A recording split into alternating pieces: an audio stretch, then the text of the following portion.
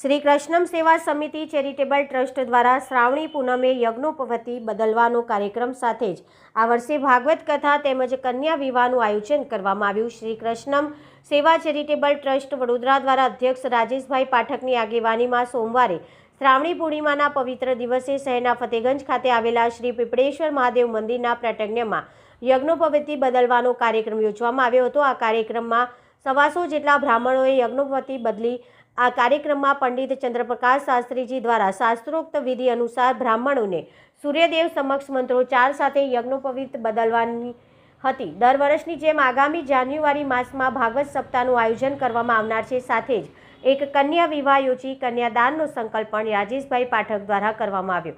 દર શનિવારે ફતેગંજ સ્થિત પીપળેશ્વર મહાદેવ મંદિર ખાતે શ્રી કૃષ્ણમ ચેરિટેબલ ટ્રસ્ટ દ્વારા રાજેશભાઈ પાઠકની અધ્યક્ષતામાં સુંદરકાંડ તથા પ્રસાદીનું આયોજન કરવામાં આવતું હોય છે। સાથે સાથે આ ટ્રસ્ટ દ્વારા તાજેતરમાં શહેરમાં વરસાદી પાણી ભરાતા અનેક જરૂરિયાતમંદ લોકોને ભોજન, રાશન તથા તાડપત્રીનું વિતરણ કરવામાં આવ્યું હતું। આ ટ્રસ્ટ દ્વારા દર વર્ષે જરૂરિયાતમંદ પરિવારના બાળકોને નોટબુક વિતરણ કરવામાં આવે। સાથે ધાર્મિક યાત્રા, ભાગવત સપ્તાહ સહિત અનેક ધાર્મિક અને સામાજિક કાર્યો કરવામાં આવી રહ્યા છે।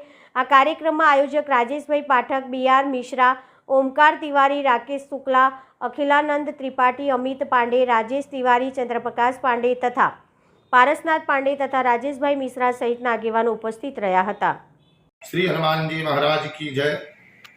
आज हम लोग राजेश पाठक जी के अध्यक्षता में जो प्रथम बार यज्ञोपवीत धारण करने का कार्यक्रम था, फतेहगंज 4 रास्ता पर श्री पीपलेश्वर महादेव मंदिर पर श्री कृष्णम सेवा चैरिटेबल ट्रस्ट के द्वारा वो कार्य इस बार बहुत ही सफलतापूर्ण संपन्न हुआ।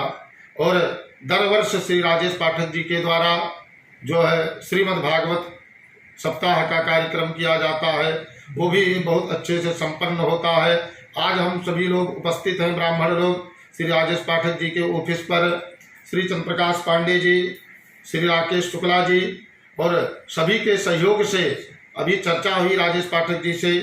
उनका यही विचार है कि दर वर्ष ये कार्यक्रम जो है संपन्न किया जाएगा। और उनका अति उत्तम एक और बहुत अच्छा विचार है कि श्रीमद् भागवत कथा जब होगा तो एक कन्या का दान करके जो है विवाह का भी कार्य किया जाएगा। यही भगवान से हम लोग प्रार्थना करते हैं कि ऐसे ही ब्राह्मणों में एकता रहे और संगठन बना रहे।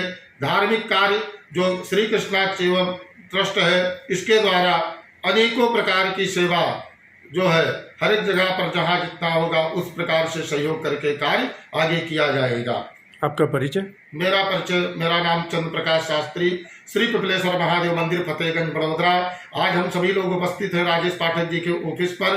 अभी उनसे चर्चा हुई और चंद्र प्रकाश पांडे जी, राकेश शुक्ला जी, सबने यही विचार किया है कि इस बार श्रीमद् भागवत सप्ताह जब रखा जाएगा तो एक कन्या का जो है कन्यादान करके विवाह का भी कार्य संपन्न किया जाएगा।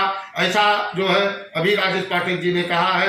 और अनेकों जो मानवता या मानव की सेवा है वो भी इस ट्रस्ट के द्वारा आगे करने के लिए संकल्प सभी लोग ले रहे हैं। और सबको भगवान समर्थ करें और सद्बुद्धि दें। आगे ऐसा राजेश पाठक जी के द्वारा सभी ब्राह्मणों के द्वारा ऐसा कार्य होते रहे। सियापति रामचंद्र भगवान की जय। सबसे अपने राजेश भाई पाठक श्री कृष्णम चैरिटेबल ट्रस्ट द्वारा आयोजित કરવામાં આવ્યું હતું। આપણે શ્રાવણી પરોત્સવ સંસ્કાર જે પૂનમે જે શ્રાવણી પૂનમ આવે છે, શ્રાવણની પૂનમમાં કરવામાં આવે છે, જેમાં ભૂદેવો જનેવું પરિવર્તન કરે છે, એ કાર્યક્રમ રાખવામાં પીપલેશ્વર મહાદેવ ફતેહગંજ વડોદરામાં રાખ્યું છે। જેમાં શ્રી કૃષ્ણમ સેવા ટ્રસ્ટના લોકો અને અન્ય તમામ વડીલો બધા જનેવું પરિવર્તન કરવા માટે આવ્યા હતા। લગભગ 100 થી 125 માણસો હતા। બધા ભૂદેવો પરિવર્તન કર્યું। અને સાથે સાથે શ્રી કૃષ્ણ સેવા ટ્રસ્ટ દર શનિવારે પીપળેશ્વર મહાદેવ મંદિર ઉપર સુંદરકાંડનું આયોજન કરે છે। જેમાં સુંદરકાંડ કરવાવાળા જે અમારા ભાઈઓ આવે છે એ મહાકાલ સુંદરકાંડ પરિવારનો બધા સદસ્યો છે, જે શ્રી કૃષ્ણ સેવા ટ્રસ્ટના આયોજનમાં કરે છે। અને दर सोमवारे पीपलेश्वर महादेव मंदिर पर सांजे लगभग आश्रे 8 वागे हवन करवामां आवे छे।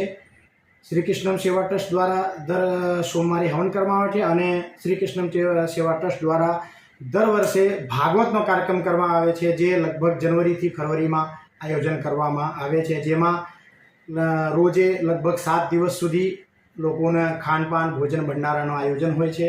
એમાં બધા બ્રાહ્મણ ભૂદેવો ગરીબ જે પણ આવે છે એના માટે જે શ્રી કૃષ્ણ સેવા ટ્રસ્ટથી બને છે એટલું દાન પણ કરે છે, એની વ્યવસ્થા કરે છે, એની ભોજનની વ્યવસ્થા કરે છે.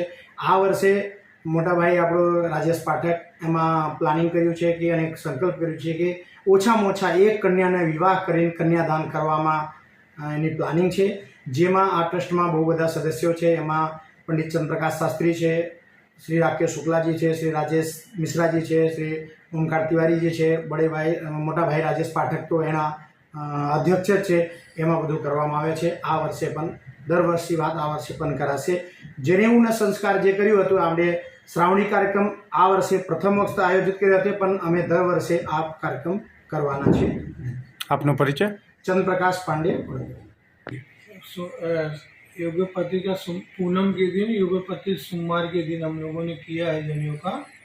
बहुत अच्छा दिन था उस दिन, इसलिए जनेऊ का आयोजन किया गया. कितने ब्राह्मण उपस्थित रहे थे? 100 जितने ब्राह्मण इकट्ठे हुए थे.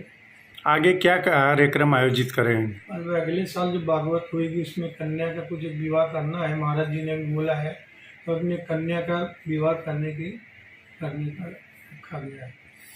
ये ट्रस्ट द्वारा और कौन कौन सी प्रवृत्ति की जाती है? सामाजिक है, धार्मिक है? इसके द्वारा हम लोग जहाँ भी जो गरीब है, अभी बारिश हुआ उसमें हम लोगों ने सब बांटा है. गरीबों को हम लोग दान पुण्य जो भी होता है, जो हमारे ट्रस्ट से होता है, जहाँ मालूम पड़ता है वहाँ हम लोग जाके सहयोग करते हैं. आपका परिचय? राजेश